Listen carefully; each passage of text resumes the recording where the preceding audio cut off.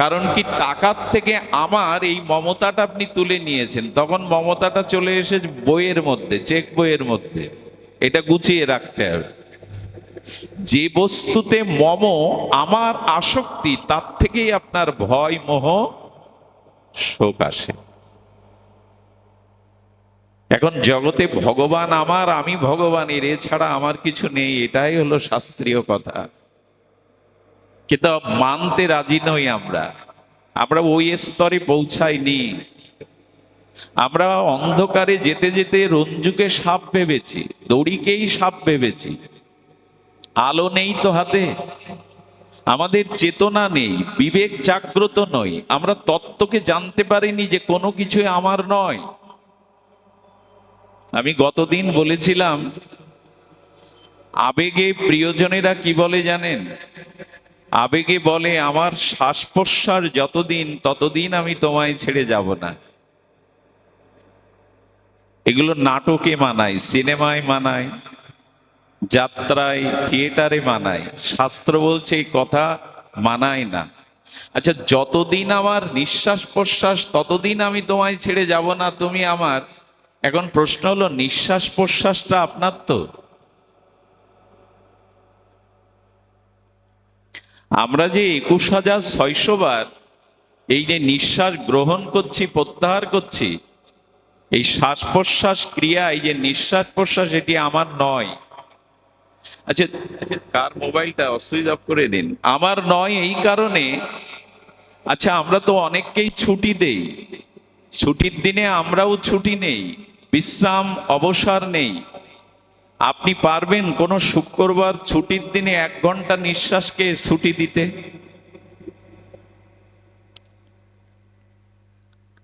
আপনি মৃত্যুর সময় আপনার সারা জীবনের কষ্টার্জিত লক্ষ টাকা বা কোটি টাকা যদি বিধাতাকে দিয়ে বলেন, আমাকে আর 2টো নিঃশ্বাস নেওয়ার সময় দাও, আমি এই 2 নিঃশ্বাসে একবার হা গোবিন্দ, হা রাধে বলে মরতে চাই, কিনতে পারবেন তো নিঃশ্বাস? নিঃশ্বাস আপনার নয়, এই জন্য ও আপনার আদেশ নির্দেশ শুনবে না। আমরা বললাম ভালোবাসার কি মহিমা, যতদিন আমার শ্বাস প্রশ্বাস ততদিন আমি তোমার। ফেসে গেছি এই কথায়। এটাকে বলে মোহ, একেই বলে মায়া, যা আমার নয়। এবং নিঃশ্বাস প্রশ্বাস কতদিন আছে আপনি জানেন কি? আপনার নিঃশ্বাস, শেষ নিঃশ্বাস কবে পড়বে? আমি তোমার, তুমি আমায়, তোমায় না দেখলে জীবন অন্ধকার, যারা বলে সংসারে, তারা যাওয়ার সময় কেউ বলে যায় তো যে আমি অমুক সময় চলে যাব তোমায় ছেড়ে? মহাপুরুষরা হয়তো পারে, কিন্তু আপনার আমার প্রিয়জনরা আজ পর্যন্ত এরকম জানিয়ে গেছে তো, তুমি আমার এত নিজজন, আমি জানিয়ে গেলাম অমুক দিন তোমায় ছেড়ে চলে যাব? বলে যায় কি? আচ্ছা, যদিও বলে যায় আমি অমুক সময় চলে যাব, কোথায় যাচ্ছি আমাকে খুঁজে পাবে, একথা বলে যায় তো? কত বড় মোহজালে ফেসে গেছি আমরা। যা আমার নয়, আমি তাকে আমার ভেবেছি, এরই নাম মোহ। এ সংসারের কোনো কিছুই প্রকৃত আমার নয়, তবে এদেরকে কি দুর্ব্যবহার করব? বলছেন না। সকল জীবের মধ্যে ভগবান আছেন। তোমার পিতা, তোমার মাতা, স্ত্রী, পুত্র, তাদের দায় দায়িত্ব তোমার উপরে। তুমি নির্মম হয়ে, অর্থাৎ আসক্তি কাটিয়ে এদের প্রতি যথাযথ কর্তব্য করো, কিন্তু আমার এই মমতায় জড়াতে যেও না। কর্তব্য এক জিনিস, আর আসক্তি আর এক জিনিস। এই জন্য গীতায় বলছেন, ভাগবতেও বলেছেন, দেবশ্রীবাদ নারদও বলেছেন, নির্মম ভবতি। নির্মম মানে নিষ্ঠুরতা না, নির্মম মানে মমতাটা ত্যাগ করে কর্তব্য পালন করো এদের প্রতি। তোমার দায় দায়িত্ব এদের প্রতি, কর্তব্য পালন করো, কিন্তু এরা কেউ তোমার নয়। এরা মৃত্যুর পরে কোথায় যায় আমাকে জানিয়ে যায় না। সুধীজন, এই জন্য শোক মোহ ভয়, এইটি দূর করবার জন্য শাস্ত্র বলেছেন আপনি ভাগবত শ্রবণ করুন, তাতে মোহ যাবে। দেখুন, পরীক্ষিত মহারাজের আসন্ন মৃত্যু, কিন্তু ভাগবত শ্রবণ করে উনি বলছেন এখন আমি মৃত্যুকে ভয় পাই না। যদি বিপ্র অভিশাপে তক্ষক আমাকে দংশন করে, আমি সেই সর্পের মধ্যেই আপনার এই হরিকথা শুনে, হে শিল গুরুদেব, হে পরমহংস কুলতিলক, আপনি যে হরিকথা তত্ত্ব অনুভূতির সহিত আমাকে শ্রবণ করালেন, এই হরিকথা শ্রবণের দ্বারা এখন মনে হচ্ছে সাপ আসলে ওই সাপের মধ্যে আমি ভগবানকে দেখবো, আমাকে কে ভয় দেবে? এটা পরীক্ষিত মহারাজ বলছেন। এই জন্য মোহ দূর করার জন্য উচিত হবে হরিকথা শ্রবণ। আচ্ছা, শ্রবণ কি শ্রবণ করবেন? আজকে এখানে ভাগবত পাঠ হচ্ছে, তাই না? শ্রবণের মধ্যে সর্ব উত্তম শ্রবণ হলো ভাগবত শ্রবণ। দেখুন, দিকে দিকে ভাগবত পাঠ হচ্ছে, দিকে দিকে এরকম চণ্ডী পাঠ, বেদ পাঠ। হয়তো কেউ আসার সময় কি একথা বলেন বেদ পাঠ শুনতে যাচ্ছি? হ্যাঁ, চণ্ডী পাঠ, বেদ পাঠ এগুলি আমাদের নিত্য কর্তব্য। বেদই আমাদের ধর্মের মূল আশ্রয়, আধার। বেদই ধর্মের মূল। কিন্তু বেদ পাঠ, চণ্ডী পাঠ, এর সাথে আমাদের খুব বেশি পরিচয় নেই। আমাদের পরিচয় আছে ভাগবত পাঠে যাচ্ছে। দিকে দিকে বিশ্বব্যাপী ভাগবত কেন? কারণ এই বেদাদি নিখিল শাস্ত্রের সারাৎসার হলো ভাগবত, সর্ব বেদান্ত সার ভাগবত। বেদ, উপনিষদ, শ্রুতি স্মৃতি পুরাণাদির সারাৎসার হলো অমল পুরাণ, শ্রীমদ্ ভাগবত। এই ভাগবত শ্রবণ করতে হবে। আচ্ছা, ভাগবতের অক্ষর কয়টি? ভাগবতের অক্ষর কয়টি? ভা, গ, ব, ত। ভাগবত চারটি, ভয়াকার, গ, ব এবং ত। আচার্যরা বলেছেন এই চার অক্ষরের ভাগবত শব্দের মধ্যে, ভাগবত নামের মধ্যে কি মহিমা আছে শুনুন।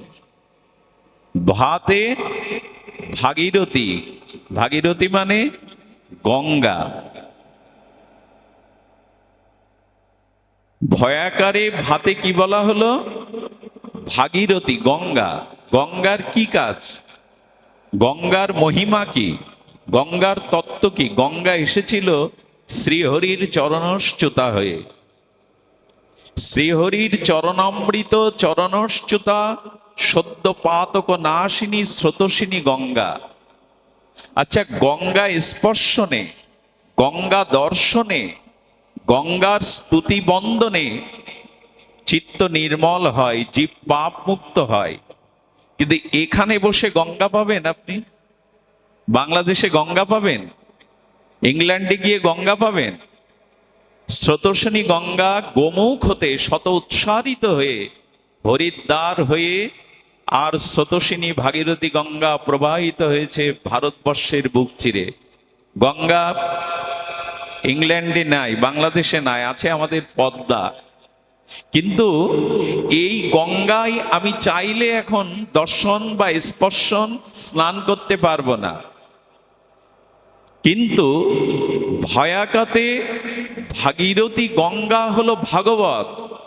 গঙ্গা হরির চরণশ্চ্যুতা হলেও, পাতক সদ্য নাশনী হলেও, যারা ভাগবত শ্রবণে স্নান করতে আসেন তাদের গঙ্গা স্নানের থেকে কোটি কোটি গুণ ফল লাভ হয়। কেন লাভ হয়? হরিবল, শুধু হরিবল না, শুনুন।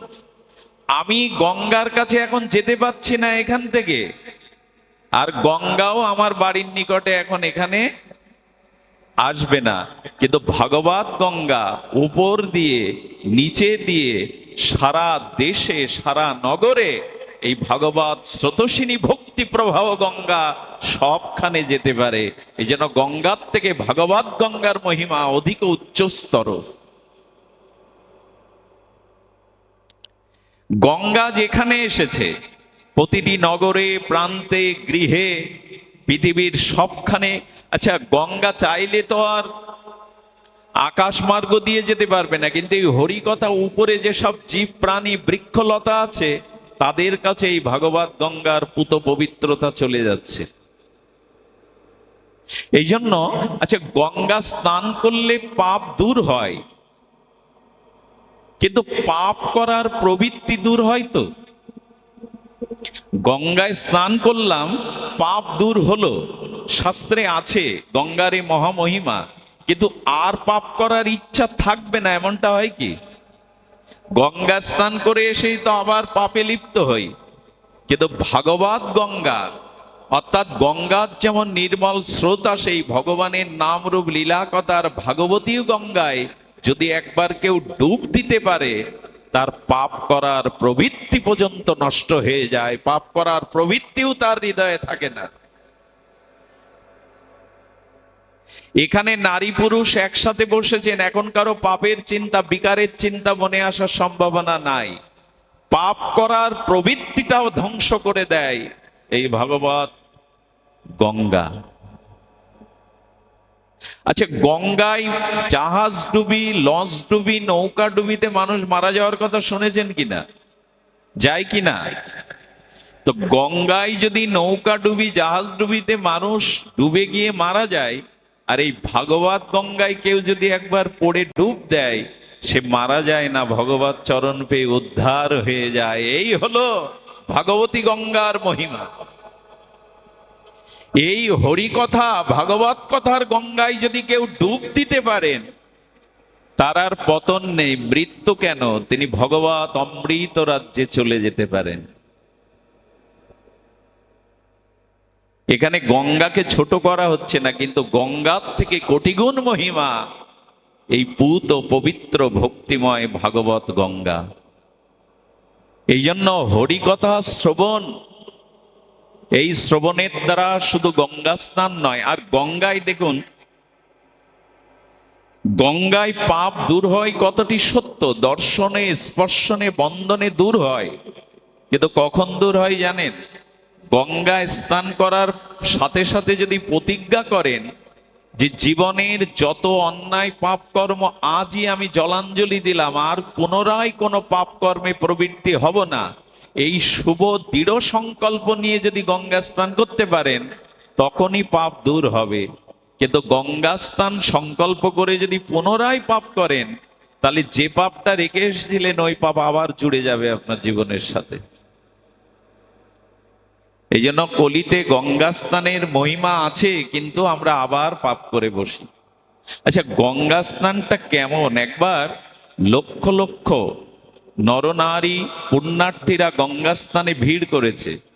কৈলাস থেকে মাতা পার্বতী, জগৎ মাতা পার্বতী ভগবান শিবকে বলছেন, প্রভু, তবে এই লক্ষ লক্ষ লোক গঙ্গায় অবগাহন করলে তো এদের সব পাপ দূর হবে, এরা উদ্ধার হয়ে যাবে।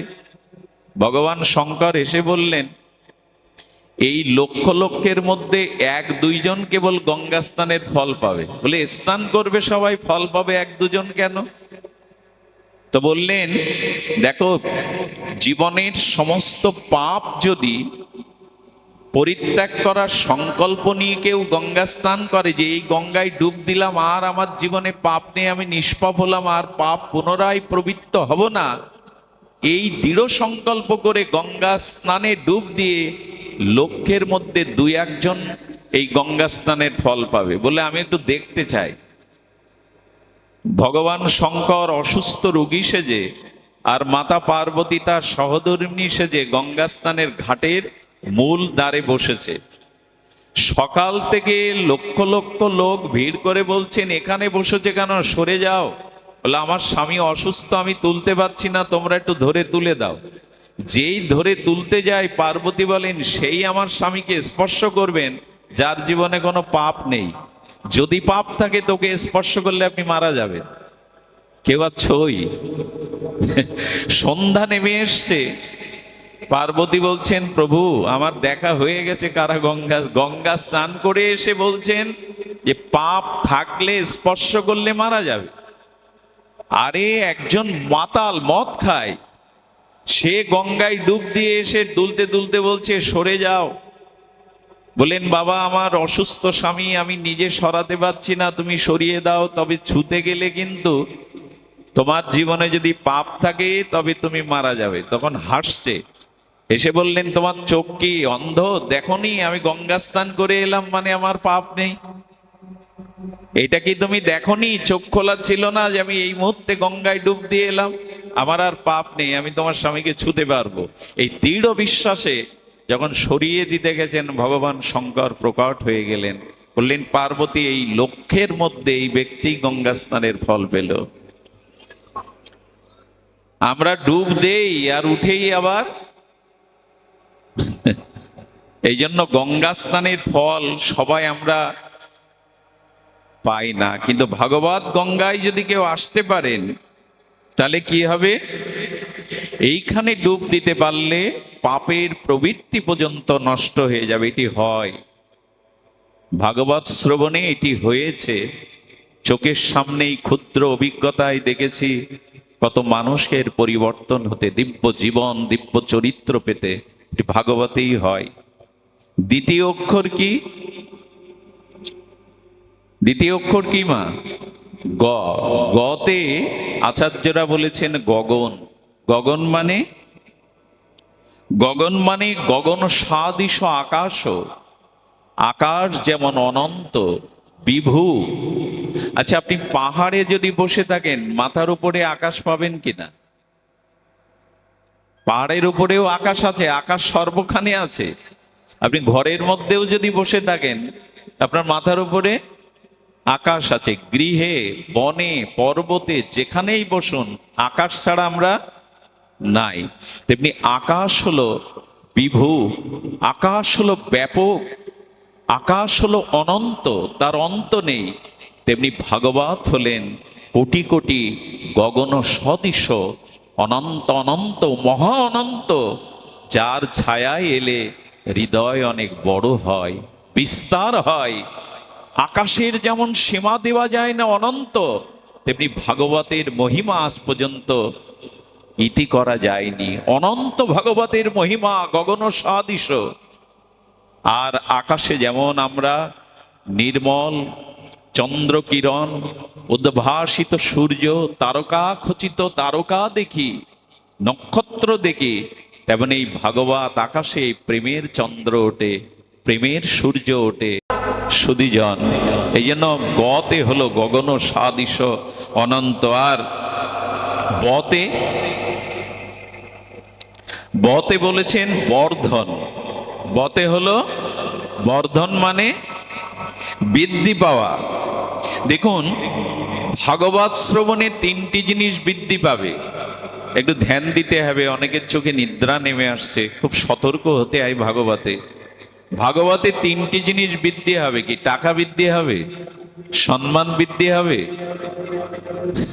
সংসারে খুব সুখ আসবে। এই সব ভেবে কেউ ভাগবতে আসবেন না, এর একটাও কিছু হয় না। আমাদের কিছু মানুষের ধারণা আছে নির্জলা একাদশী করলে, গীতা ভাগবত নিত্য পাঠ করলে, হরিনাম করলে দুঃখ, জরা, ব্যাধি, মৃত্যু এগুলো। আমার কাছে এক ব্যক্তি নিয়মিত গীতা পাঠ করতেন, ভাগবত পাঠ করতেন, এবং তিনি নির্জলা একাদশী ব্রত করতেন, কিন্তু তার বয়স্ক সন্তান মারা গেল। তার যুবক সন্তান মারা গেলে তিনি অভিমানে আর সেই গীতা ভাগবত নদীতে ভাসিয়ে দিলেন, এবং ওই ধর্মকর্ম যা কিছু চর্চা ছিল ত্যাগ করলেন। শ্রী গুরুদেবের কাছে গিয়ে তিনি প্রণাম করে বললেন, বাবা, আমার পুত্র মারা গেল, আমি নিত্য গীতা পাঠ করি, তিলকমালা নেই। বাবা তখন হাসছেন। পুত্র শোকেও তত্ত্বজ্ঞ ঋষি হাসছেন, কারণ মাটির পুতুল ভেঙে গেলে বাচ্চারা শোকে কাঁদে, কিন্তু বাচ্চার পিতা দূরে দাঁড়িয়ে হাসে। ওরে মারে, তুই জানিস না মাটির পুতুল তৈরি হয় ভাঙার জন্য, ওর জন্য কাঁদতে নেই। তা আমাদেরই সব মাটির দেহ, তো মাটির সংসার তো ভেঙে যায়। হাসেন আচার্যরা। তখন বলছেন, গীতা ভাগবত যে তুমি ভাসিয়ে দিলে, আমাকে একবার খুলে দেখাও তো গীতা ভাগবতে কোথাও লেখা আছে কিনা যে গীতা ভাগবত পাঠ করলে কারো মৃত্যু হবে না, কারো দুঃখ আসবে না, রোগ ব্যাধি আসবে না। এক জায়গায় দেখিয়ে দাও। তুমি তো ভাসিয়ে দিলে, আমাকে দেখাও কোথাও এগুলি লেখা নেই, বরঞ্চ লেখা আছে তুমি যত ভগবত পথে ভক্তির পথে এগোবে তত প্রতিকূল দুঃখ জরা বিপদ তোমার বেশি আসবে। আসবে এই জন্য সোনাকে যেমন অ্যাসিডে খাঁটি করে, তেমনি তোমারও প্রতিকূল দুঃখ জরা ব্যাধি দিয়ে ভগবান তোমাকেও খাঁটি করতে চাইছে। বেশি আসবে, কিন্তু কিন্তু গীতা ভাগবত আশ্রয় করলে সুখ দুঃখকে, মান অপমানকে আর করেছো, তাতে ভগবানের কিছু এসে যায়? গীতা ভাগবত ভাসিয়ে দিলে কেউ যেন ভাগবতে এই ভেবে আসবেন না এখানে আসলে পাপ ক্ষয় হবে, পুণ্য হবে, ধন ঐশ্বর্যের মালিক হব, মান সম্মান পাবো না। বতে বর্ধন হয়, বৃদ্ধি পায় তিনটি জিনিস, সেটি হলো জ্ঞান, বিবেক আর বৈরাগ্য। ভাগবতে বৃদ্ধি পায় জ্ঞান, যেটা আমি জানতাম না, যে তত্ত্ব আমার জীবনে অজ্ঞাত ছিল, ভাগবতের মহামহিমার দ্বারা আমি সেই তত্ত্বকে জানলাম। আর তত্ত্ব জানলে মীমাংসা আসে, এই জন্য ভাগবতে জ্ঞান বৃদ্ধি হয়। আপনি 10টা শাস্ত্র 10 মাস ধরে পড়ে যা অধিগত করতে পারবেন না, একটা ভাগবত পাঠে এসে তার অধিক পেয়ে যাবেন। এই কথাগুলিকে বিভিন্ন শাস্ত্র থেকে চয়ন করে মহাজন আচার্যগণ তাদের সাধনের অনুভূতি দিয়ে এই কথাগুলি প্রেরণ করেছেন, আমাদের জগৎকে জানিয়েছেন। তাই 10 বছর ধরে শাস্ত্র অধ্যয়ন করে যা না পাবেন, একজন তত্ত্বজ্ঞ ভাগবতের মুখে ভাগবত শ্রবণ করে আপনি ততোধিক জ্ঞান লাভ করতে পারবেন। পড়ার থেকে শ্রবণে কাজ হয় বেশি। এই জন্য আমি প্রথমেই বলেছিলাম শ্রবণাঙ্গ ভক্তিটা আমাদের বিশেষ প্রয়োজন। শ্রবণ এটি ভক্তির আদ্য শ্রেষ্ঠ ভক্তি মন্দিরের প্রবেশের দুয়ার স্বরূপ। এই জন্য এখানে জ্ঞান বৃদ্ধি পাবে আর বৃদ্ধি পাবে বিবেক।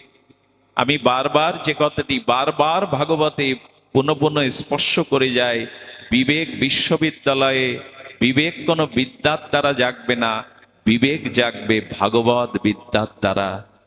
সাধু সঙ্গে হরিকথা ভাগবত শ্রবণেই মানুষের বিবেক জাগবে। আজ বিবেক জাগছে মানুষের, মানুষ এত শিক্ষিত হচ্ছে। দেখুন, কিছু মনে করবেন না, যারা যত উচ্চ পদে আছে, যারা যত বেশি শিক্ষিত, তাদের দ্বারা দেশ জাতি ততোধিক ক্ষতিগ্রস্ত বেশি হয়। কোন সাধারণ গ্রামের সরল কৃষক, কোন মূর্খ সাধারণ গ্রামের কোন সাধারণ মানুষের দ্বারা দেশ জাতি ততোধিক ক্ষতিগ্রস্ত হয় না যতটা উচ্চ শিক্ষিত উচ্চ পদে থাকা। ব্যতিক্রম আছে, ব্যতিক্রম নাই তা নাই, ব্যতিক্রম 2-4 জন আছেন, কিন্তু গরিষ্ঠ সংখ্যক এদের দ্বারাই জগৎ ক্ষতিগ্রস্ত হয়। অ্যাটম বম মূর্খরা বানাইছে। এই যে অ্যাটম বম গুলো কারা বানিয়েছে? মারণাস্ত্র।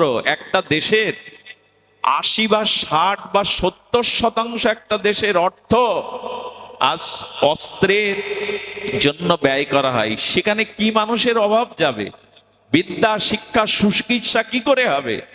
যদি একটা দেশের অর্থটা 60%, 70% অস্ত্র তৈরির জন্য যায় কিনতে, মানুষের কল্যাণ করবেন কোথায় আপনি?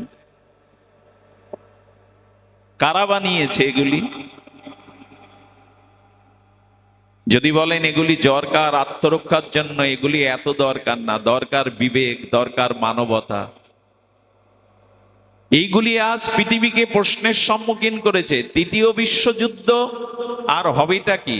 এক করোনা 8 গ্রাম ওজন ছিল। বিজ্ঞানীরা দেখেছে মূল করোনাটা সারা বিশ্বে তার ওজন 8 গ্রাম। করোনা পৃথিবীকে কাঁপিয়ে দিয়ে গেল। বিশ্বযুদ্ধের প্রয়োজন নেই। সামনে যে রোগ জরা জীবাণু আসছে, তাতে পৃথিবীর যে লোকক্ষয় হবে, তাতে 3য় বিশ্বযুদ্ধের প্রয়োজন নাই। এই জন্য বললেন বিবেক সাধু সঙ্গে ছাড়া জাগবে না। একজন ডাক্তার যদি সরকারি দেওয়া ওষুধ বেচে 5 লাখ টাকার বাথরুম তৈরি করে, অশ্রম তৈরি করে, কি বলবেন এদের? একজন শিক্ষক যদি তার কন্যা, তার শিষ্যা, ছাত্রীর দিকে কুহাত বাড়ায়, এদেরকে কি বলবেন আপনি? এই জন্য বিবেক শিক্ষার দ্বারা, জাগতিক ডিগ্রির দ্বারা জাগে না, বিবেক জাগে সাধু সঙ্গ হরিকথার দ্বারা। এই জন্য মানুষের বৃদ্ধি পায় জ্ঞান, বিবেক, আর পায় ভক্তি। আপনার জীবনে কখনো বিবেক, জ্ঞান, ভক্তি বৃদ্ধি পাবে না যদি শুদ্ধ সাধুকে ভগবৎ শ্রবণ না করেন। এই জন্য বতে বর্ধন আর ততে ততে তারণ। এই মৃত্যুময় সংসার, এই সাগর হতে পার হওয়ার জন্য একমাত্র ভাগবতকে আশ্রয় করুন। ভাগবত আপনাকে তরিয়ে দেবে, তারণ করে ওপারে নিয়ে যাবে। আচ্ছা, আপনি ছোট নদী সাঁতরে পার হতে পারেন, আপনি ছোট পুষ্করণী পুকুর সাঁতরে পার হতে পারেন, বঙ্গোপসাগরের কাছে গিয়ে সাঁতরে পার হওয়ার সাহস দেখাবেন? এমনকি ছোট নৌকা পেলেও আপনি পার হতে, মাঝি না থাকলে জাহাজ পেলেও পার হতে পারবেন না, নাবিক না থাকলে।